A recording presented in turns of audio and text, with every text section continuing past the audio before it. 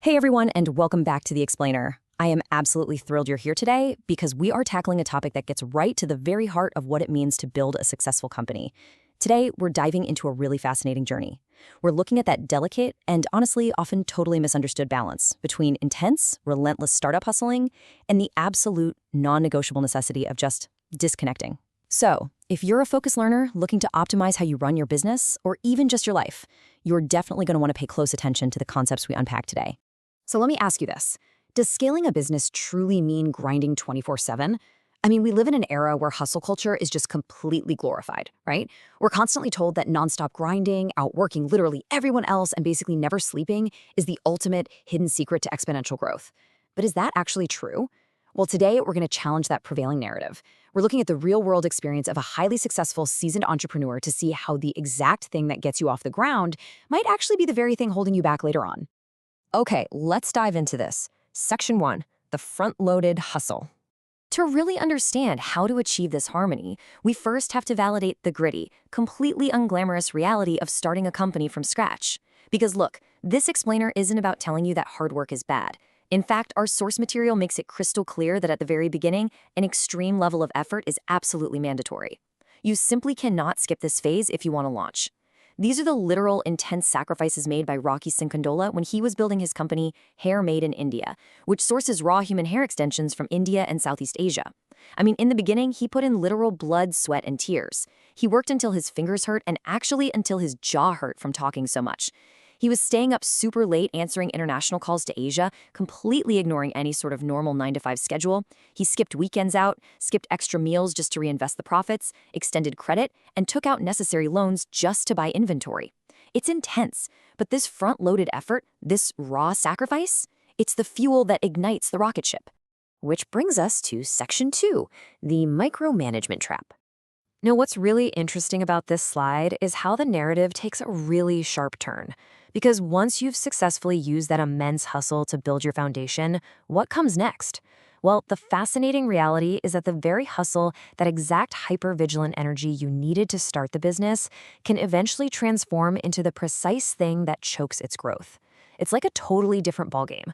On the left side, we have the hustle phase. You're in this reactive state, constantly putting out fires, maintaining these hyper-focused daily routines like gym and yoga, and just grinding away in a big digital city like LA. But then look at the right side, the sale phase. This is where you're supposed to be scaling operations and really just trusting the process. The catch? If you drag that chaotic, controlling energy of the hustle phase into the sale phase, you risk severe stagnation. And here is why. If you keep grinding that hard once the business is established, it leads straight into controlling behavior. You start trying to fix every single little problem yourself. You convince yourself, oh, I need to buy this new software, or I need to hire completely differently, or you just micromanage every tiny detail to scale. But the truth? You actually end up becoming the ultimate bottleneck in your own company. You're literally stifling the business instead of scaling it. All right, Section 3, intentional disconnection. This brings us right to the core revelation of today's explainer, and it requires a massive shift in energy. We are talking about the completely counterintuitive, yet highly effective strategy of just stepping away from the daily grind to unlock your company's true potential.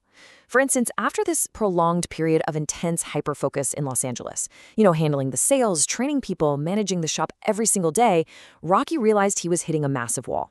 So he took an intentional 8-day road trip. He completely got out of the city, traveling through Nevada, California, Lake Tahoe, Reno, Santa Barbara, and San Jose.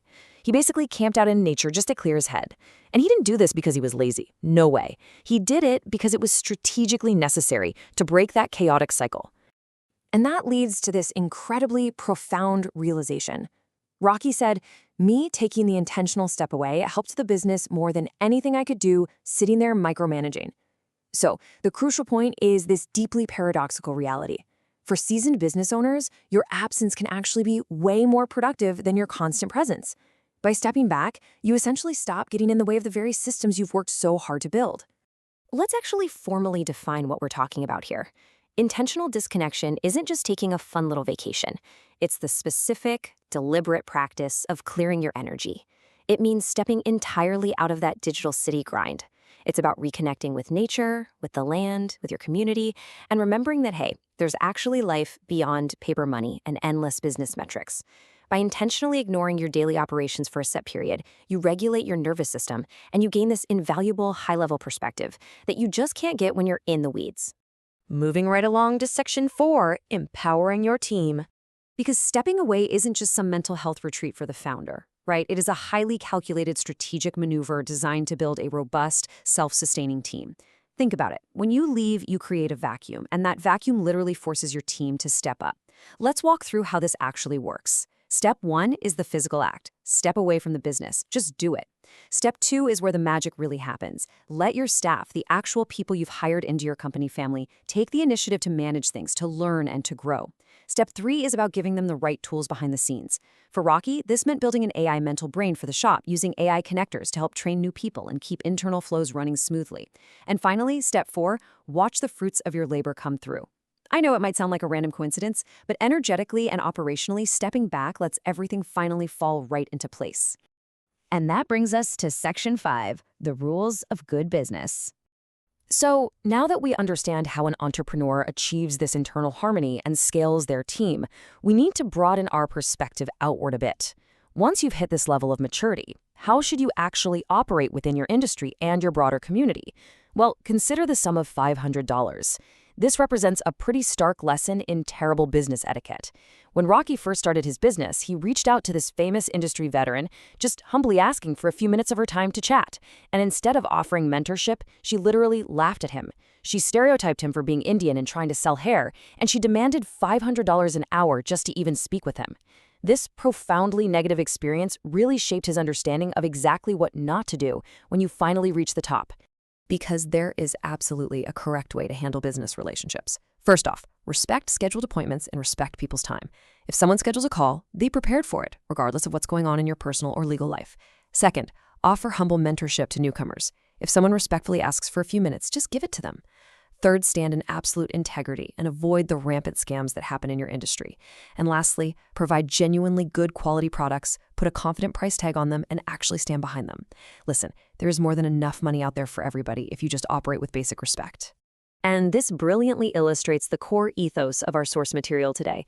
Do good business. Stand behind it with absolute integrity. It is such a simple mandate, but a totally vital one. Fear a higher power, bless those around you, and be a positive force in your industry. You really don't have to be some cutthroat scamming operator to win out there. If you do right by people and maintain your integrity, I promise you the success will follow.